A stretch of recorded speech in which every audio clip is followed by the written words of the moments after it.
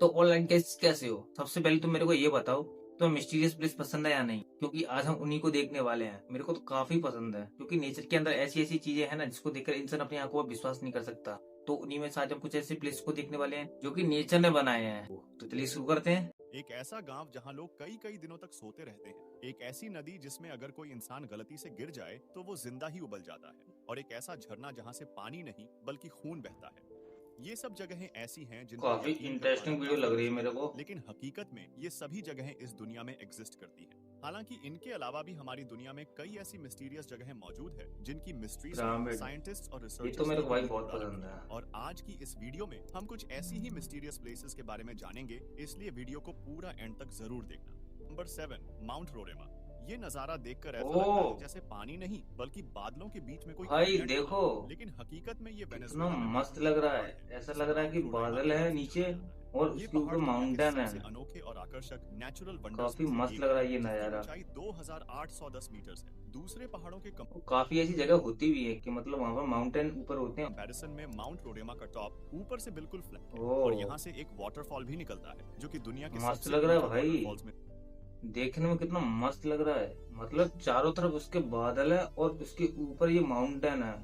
मतलब घिरा हुआ है ये बादलों से। और भाई कितना मस्त व्यू है देखने में।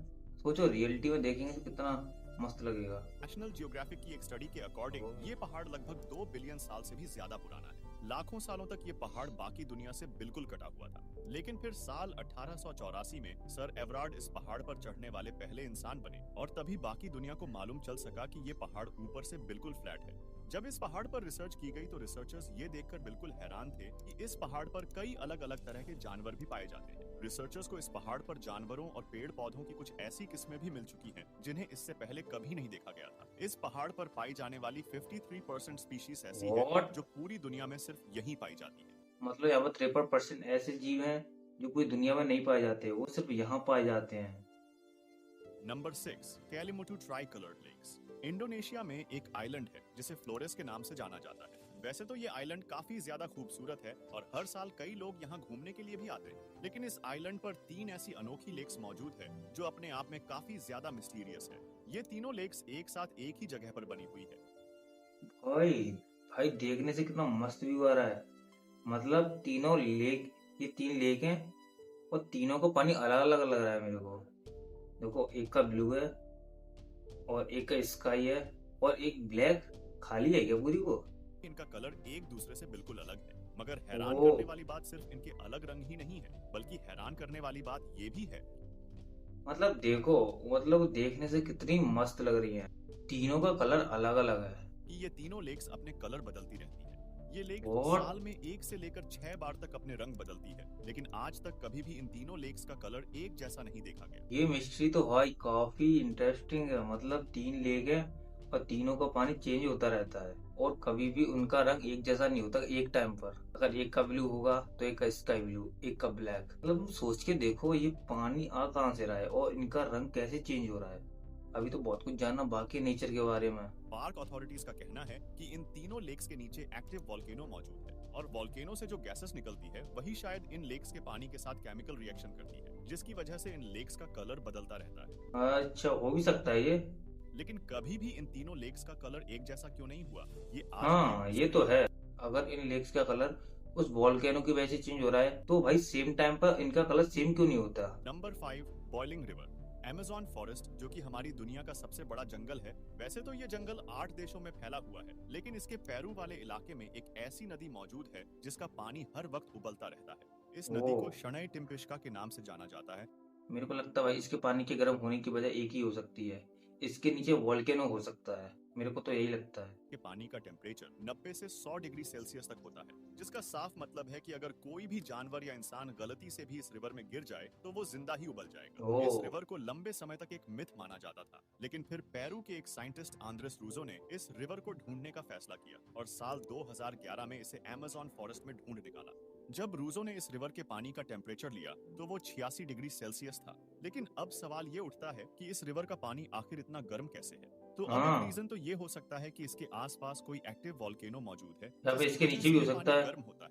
लेकिन हैरान करने वाली बात यह है कि इस रिवर के करीब 400 माइल्स की दूरी तक कोई भी एक्टिव वॉल्केनो मौजूद नहीं है। व्हाट? अगर मतलब उस रिवर का भाई पानी गर्म हो रहा है लेकिन उसके आसपास कोई वोल्केनो भी नहीं है। स्थानीय लोगों की माने तो याकुमामा नाम के एक विशाल सांप की आत्मा इस रिवर के पानी को गर्म हैं? करती है। लेकिन अगर ये क्या? साइंटिस्ट्स की माने तो इस रिवर का पानी फॉल्ट लाइंस यानी अर्थ ये की क्या सरफेस मिथुआ? पर जो क्रैक्स होते हैं उनके अंदर जाता है, गर्म होता है और फिर वापस सरफेस पर आ जाता है, और इसी की वजह से ये पानी इतना गर्म होता है।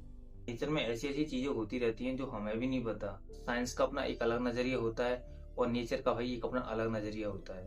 Number 4, crooked forest. जहां दुनिया में लगभग सभी पेड़ जमीन से ऊपर की तरफ सीधे उगते हैं, वहीं पोलैंड देश में एक ऐसा जंगल मौजूद है जहां पर सभी पेड़ टेढ़े उगते हैं। देखो इसके पेड़ भाई कैसे लग रहा है, मतलब ऐसे करके ऐसे, मतलब नीचे से थोड़ा उठा हुआ है फिर एकदम से न्यो लहराता हुआ ऊपर।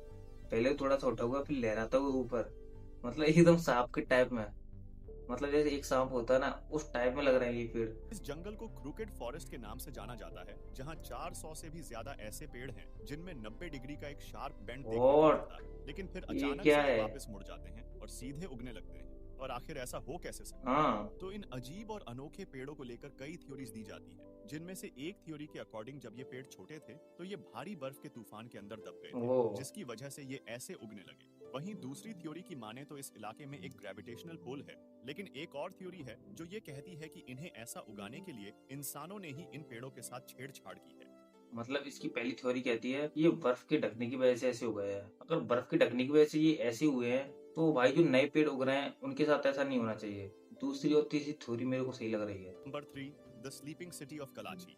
कजाकिस्तान में एक छोटा सा गांव है जिसका नाम है कलाची। ये गांव पहली बार सुर्खियों में तब आया जब साल 2013 में यहाँ के लोग एक अजीब सी बीमारी का शिकार होने लगे। यहाँ लोग चलते चलते या फिर कोई काम करते हुए अचानक ही सो जाते। कई लोग तो ओह। लगातार 6-6 दिनों तक सोते ही रहते, और जब वो नींद से जागते तो उन्हें कुछ भी याद नहीं रहता। ये घटना सिर्फ एक या दो लोगों के साथ नहीं देखी गई, बल्कि समय के साथ एक बड़ी संख्या में लोग इस बीमारी का शिकार होते गए। जब इस पर रिसर्च की गई तो शुरुआत में तो ये सोचा गया मतलब कि सब शायद अपनी ये मेमोरी किसी भूल खाने रहे या हैं। पानी में कुछ ऐसा है जिससे लोग इस बीमारी का शिकार हो रहे हैं, लेकिन जांच में सब कुछ नॉर्मल आया। आखिरकार 2 साल बाद यानी साल 2015 में इस गुत्थी को सुलझा ही लिया गया। सामने आया कि इस गांव में एक बंद हो चुकी यूरेनियम माइन थी जिसमें बहुत सारी रेडॉन गैस भी थी, जिसके चलते वहां की एयर में कार्बन मोनोऑक्साइड की मात्रा बढ़ी हुई थी और ओह। ऑक्सीजन का स्तर गिर रहा था, और इसी के कारण लोग इस बीमारी का शिकार हो रहे थे। इंसान ने अपने मरने की वजह खुद ही बना रखी है। किसी दिन इंसान अपनी बनाई हुई चीजों से ही मारा जाएगा।